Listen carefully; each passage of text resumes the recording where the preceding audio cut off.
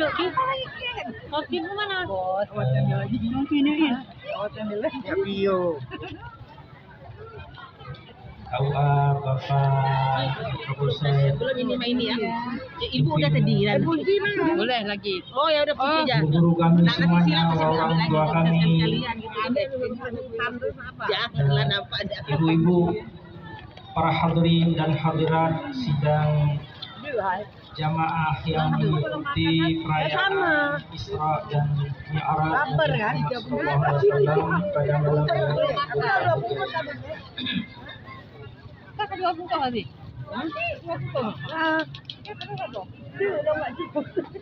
pertama sekali kami menyampaikan terima kasih kepada Bapak Isi, kepada seluruh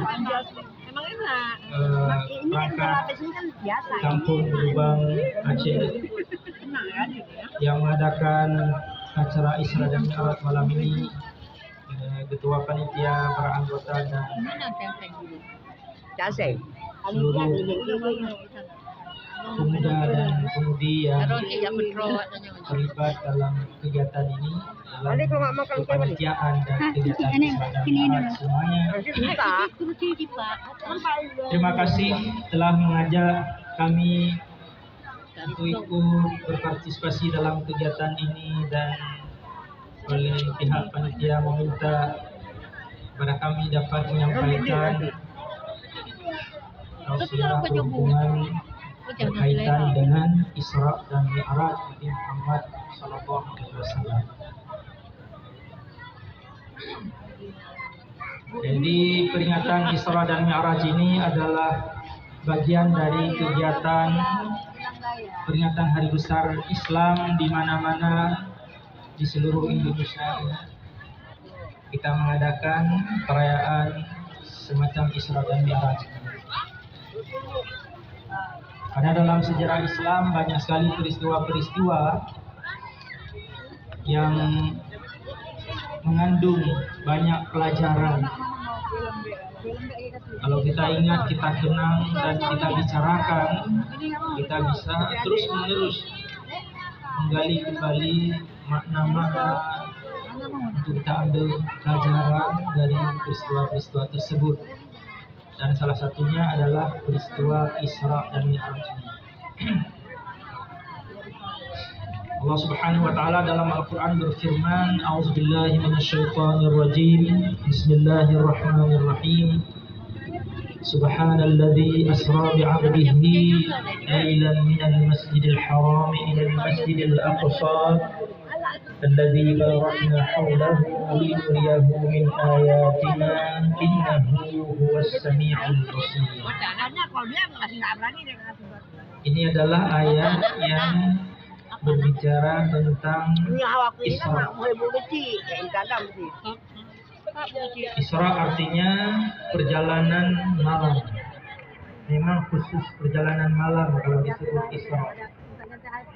Allah Subhanahu wa taala dalam ayat ini menjelaskan bahwa Allah memperjalankan seorang hambanya, yaitu Nabi Muhammad sallallahu alaihi wasallam, dari Masjidil Haram yang di Mekah.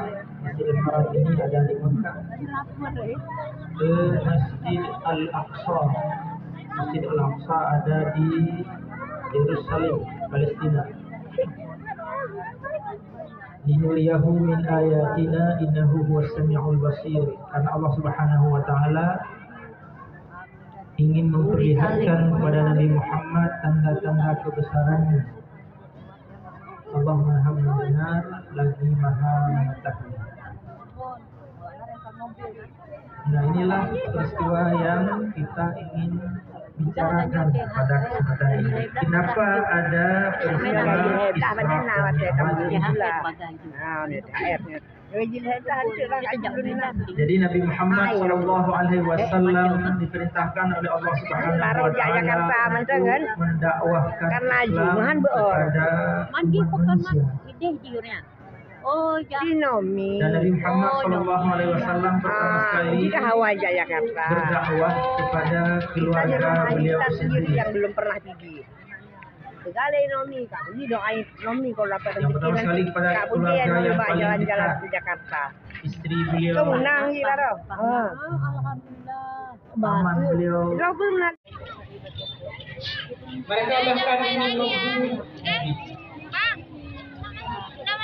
Dipuji Pak. Ya? Dipuji tengah video. mereka melempar Nabi dengan Ini dua. Oh, kamu dua. Jadi penghinaan itu sangat luar biasa. Sana lah dek kalau mau itu deket. Akan tetapi Nabi Muhammad Agak tenang itu SAW adalah membawa sebuah ajaran yang penuh dengan keyakinan. Oleh karena itu orang-orang yang baik mendukung Nabi. Salah seorang pendukung Nabi yang sangat kuat, yang sangat dahsyat adalah istri beliau, Khadijah. Istri Nabi yang bernama Khadijah, istri beliau yang pertama, yang kawin dengan Nabi Muhammad SAW pada saat Nabi Muhammad SAW berusia 25 tahun saja. Sementara beliau yaitu Khadijah pada waktu itu sudah berumur 40 tahun.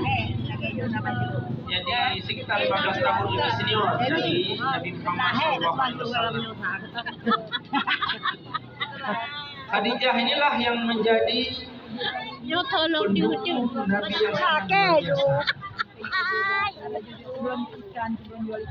Banyak orang mengatakan di belakang seorang laki-laki yang sukses ada seorang perempuan yang setia dan bijaksana. Inilah yang menjadi kekuatan Nabi Muhammad SAW dalam berdakwah. Khadijah, salah seorang ummahatul mukminin, salah seorang ibu dari orang-orang mukmin. Dan juga ada seorang paman Nabi yaitu Abu Thalib. Abu Thalib adalah paman Nabi yang mendukung dakwah Nabi. Walaupun ada kontroversi apakah Abu Thalib ini masuk Islam atau tidak masuk Islam, tapi Abu Thalib adalah seorang paman yang sangat setia, yang tidak ingin siapapun menyakiti Nabi, menyakitinya secara fisik, menyakiti hatinya.